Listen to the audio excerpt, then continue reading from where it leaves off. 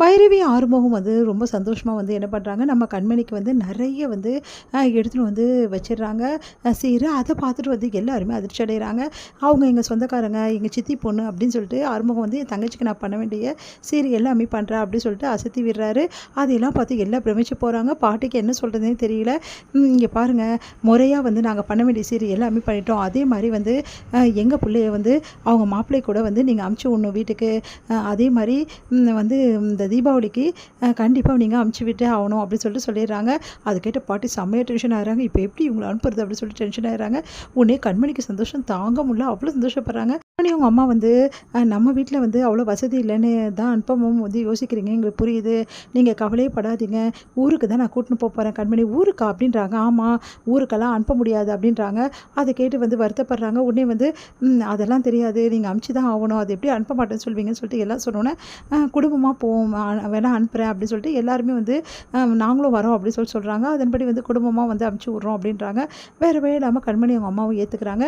இந்த சூழ்நிலை கண்மணிக்கு அன்பு என்ன பண்ணுறாரு, கண்மணி உங்ககிட்ட ஒரு முக்கியமான விஷயம் சொல்லணும் அப்படின்றாரு. என்ன விஷயங்கன்றாங்க. முதல்ல கண்ணை மூடு அப்படி சொல்லிட்டு கையை வச்சு கண்ணை மூடுறாரு. ஏங்க என்ன பண்ணுறீங்க, நீ எனக்கு பரிசு தரும்போது கண்ணை நான் மூடிக்கிறேன்ல, அதே மாதிரி தான் என்ன சொல்கிறீங்க, பரிசு? ஆமாம், தீபாவளி பரிசு கொடுக்க வேணாம் உனக்கு அப்படின்னு சொல்லிட்டு கண்ணை இப்போ தர பார்க்கலாம் அப்படின்னு சொல்லிட்டு கண்ணை திறக்காரு. பார்த்தா வந்து புடவை நகை எல்லாமே இருக்குது. அதை பார்த்து கண்மணிக்கு என்னங்க இது, உனக்காக தேடி தேடி வாங்கினது கண்மணி, இந்த ட்ரெஸ்ஸை நீ போட்டுட்டு தான், இந்த புடவையை கட்டிட்டு இந்த நகையை போட்டுட்டு தான் நீ வந்து தீபாவளிக்கு செலிப்ரேஷன் பண்ணணும் அப்படின்றாங்க. அதை கேட்டுட்டு வந்து என்னங்க சொல்கிறீங்க, ஆமாம் இதை போட்டுட்டு தான் நீ கூட வரணும், ரொம்ப சந்தோஷமாக நம்ம இந்த என்ஜாய் பண்ணணும் இந்த தீபாவளியை, சரியா, தீபாவளிக்கு இந்த ட்ரெஸ்ஸை போட்டுப்பல்ல, அதே மாதிரி இந்த நகையை போட்டுக்கணும் சரியா அப்படின்றாங்க. ஏங்க ரொம்ப காஸ்ட்லியாக இருக்கும் போட்டிருக்கு, இதெல்லாம் வேணாங்க அப்படின்றாங்க.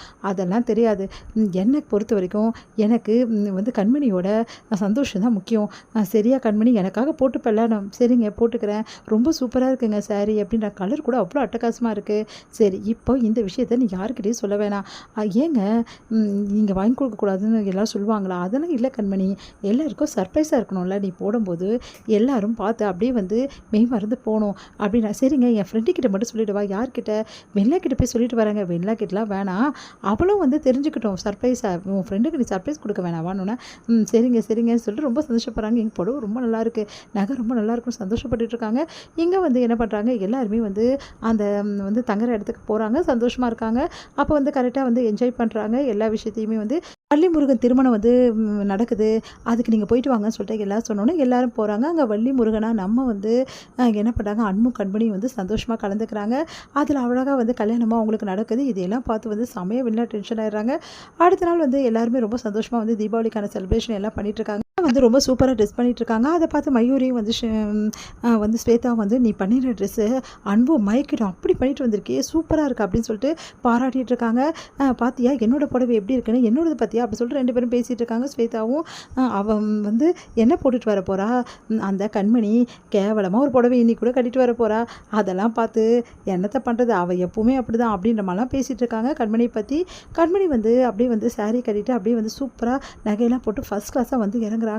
அப்படியே பார்த்து எல்லாம் அதிர்ச்சி அடைகிறாங்க, என்ன கண்மணியா இது அப்படின்னு சொல்லிட்டு. உடனே வந்து நகையெல்லாம் போட்டிருக்கா, அதுவும் வைர நெக்லஸ் மாதிரி இருக்குது, புடவை இவ்வளோ காஸ்ட்லியாக கட்டியிருக்கா, இப்படி எப்படி வந்தது, அவங்க அம்மாவை இதெல்லாம் வாங்கி கத்தாங்க, நம்பவே முடியலையே அப்படின்னு சொல்லிட்டு என்ன பண்ணுறாங்க, மயூரியும் ஸ்வேதாவும் செம்ம டென்ஷனாக பார்க்குறாங்க. உடனே வந்து இதெல்லாம் எப்படி கண்மணி அப்படின்னு சொல்லிட்டு கேட்குறாங்க. இதெல்லாம் அன்பு எனக்கு வாங்கி கொடுத்தது, தீபாவளி பரிசா அன்பு தான் இந்த புடவையும் இந்த நகையும் வாங்கி கொடுத்தாரு, எப்படி இருக்கு வெண்ணிலா அப்படின்னு சொல்லிட்டு கேட்குறாங்க. வெண்ணிலா வந்து செம்ம டென்ஷன் ஆகிடுறாங்க, எப்போ வாங்கி கொடுத்தான்னு தெரியலையே அப்படின்னு சொல்லிட்டு. உடனே அன்பு எப்படி இருக்க, ரொம்ப அழகாக இருக்க கண்மணி, அப்படியே அந்த தேவதை வானத்திலிருந்து இறங்கி வந்த மாதிரி இருக்குது, ஆமாம்மா ரொம்ப நல்லா இருக்க அப்படின்னு சொல்லிட்டு பாராட்டுறாரு நம்ம வந்து ஸ்வேதாவோட ஹஸ்பண்டும். இதையெல்லாம் பார்த்து வந்து கண்மணி வந்து அப்படியே வந்து உண்மையிலே நல்லா இருக்கா, உண்மையிலே நல்லா இருக்க, என்ன இல்லை ஒன்றும் சொல்லலான்னா நல்லா இருக்க அப்படின்றாங்க வைத்தறிச்சலோட. கண்மணி உண்மையிலே சூப்பராக இருக்கப்பா, நம்ம இப்போ செல்ஃபி எடுத்துக்கலாம் அப்படின்னு சொல்லிட்டு அன்பும் கண்மணி வந்து நின்று அப்படியே போஸ் கொடுத்து செல்ஃபியாக எடுத்து தள்ளுறாங்க. கண்மணி இங்கெல்லாம் வந்து அவ்வளோவா தெரியலவா, வெளியே போயிருக்கலாம் அப்படின்னு சொல்லிட்டு வெளியே போய் நிற்கிறாங்க.